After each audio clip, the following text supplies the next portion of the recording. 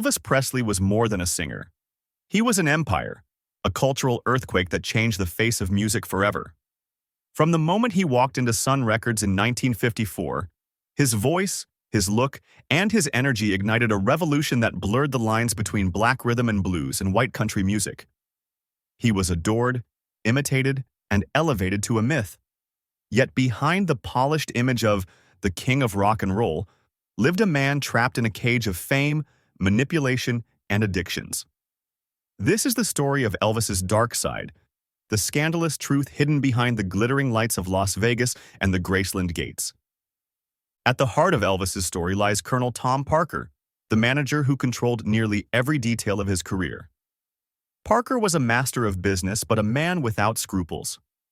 He signed deals that trapped Elvis in exhausting concert contracts, movie roles he despised, and a Vegas residency that turned the king into a circus act. While fans screamed his name, Elvis himself felt like a prisoner, a commodity to be sold at any price. Parker's obsession with profit over artistry pushed Elvis further into isolation, leaving him little control over his own destiny. But fame came with more than just bad contracts. It also came with pressure, constant, relentless pressure. Elvis had to live up to his myth every day. The perfect smile, the voice that never failed, the body that shook the world. To keep going, he leaned heavily on prescription drugs. At first, it was stimulants to survive grueling tour schedules.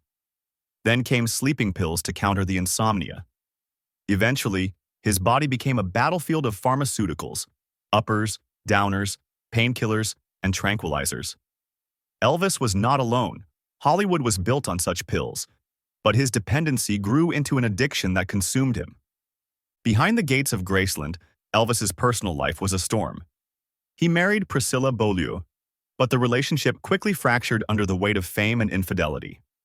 Elvis had countless affairs, some whispered, others splashed across tabloids.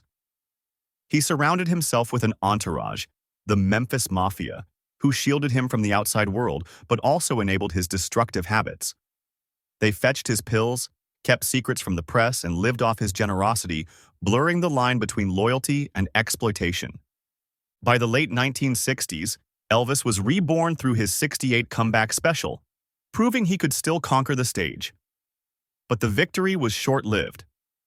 The 1970s brought Las Vegas residencies that paid millions but drained his soul. Night after night, Elvis sang in rhinestone jumpsuits to gamblers and tourists, while Parker kept signing contracts that chained him to the casino floor. Fans saw the glitz, the karate moves, the sweat-soaked scarves. Few saw the exhaustion, the swelling body, the king losing control of his kingdom. As his health declined, scandals multiplied. Stories of erratic behavior circulated, sudden rages, bizarre late-night shopping sprees, even shooting televisions when shows annoyed him. His weight fluctuated wildly.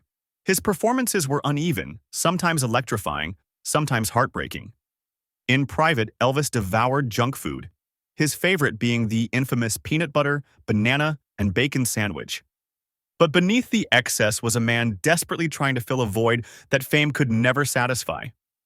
Elvis's death on August 16, 1977, was as shocking as it was inevitable.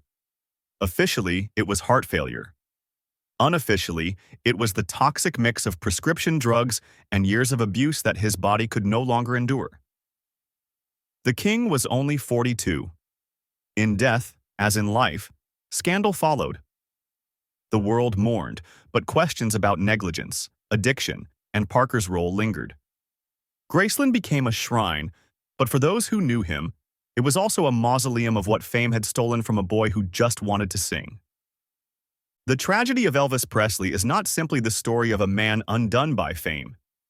It is the story of an industry that devours its stars, a manager who valued money over humanity, and a culture that demanded perfection from a fragile human being.